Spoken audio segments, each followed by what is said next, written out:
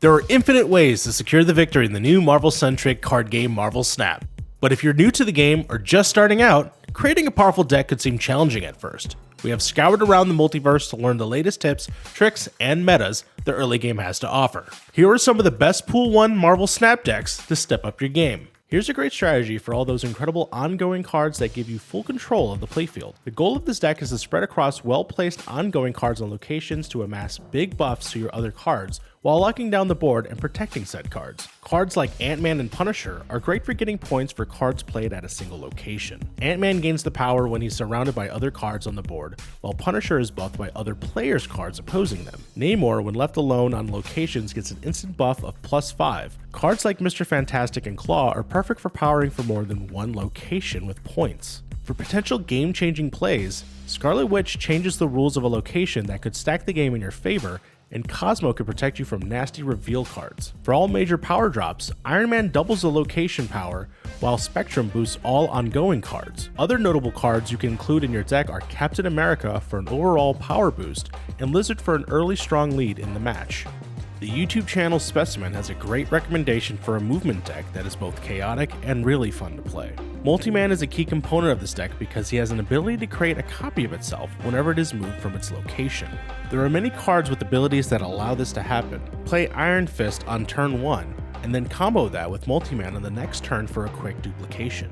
The Doctor Strange card moves the most powerful cards on the board to its location, so if that's Multi-Man, especially if you have already multiple copies of him, they all will go to Doctor Strange's location, and you'll start filling the board up with a multi-man army. The Hulkbuster is a really great card to boost the multi-man before you move him, making his duplicates extremely powerful. Cap everything off with the final turn with the Heimdall card, and everything on the board will move one space to the left. Sooner or later, your locations are going to be littered with multi-man clones. Other notable cards that are here to help with boosting up your power, of course, are Iron Man, Kraven, and Forge.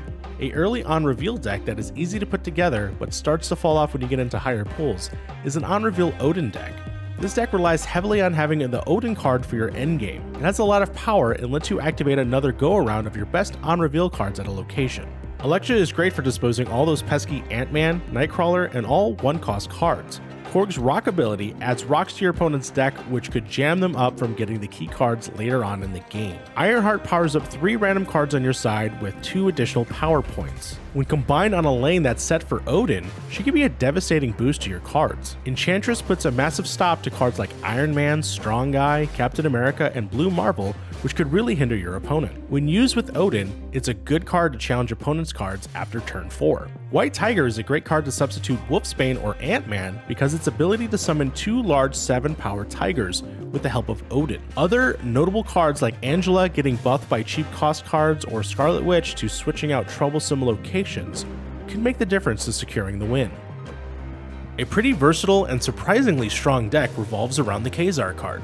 Khazar powers up 1-cost cards which can make or break final turn buffs. The idea is to flood locations with 1-cost cards, use armor to protect your most important from harm, and gain power through ongoing and revealing abilities along with a final bump from the King of the Jungle himself. Squirrel Girl spawns a squirrel to adjacent locations, which allows you to fill the spots in lanes quicker. Filling locations fast allows cards like Ant-Man, Wolfsbane, and even Captain America to bump up the power of their given lanes. Playing Onslaught with these cards allows a double of those ongoing effects. What makes this deck versatile is the amount of 1-cost cards that could easily work in this deck. Don't have a certain card mentioned?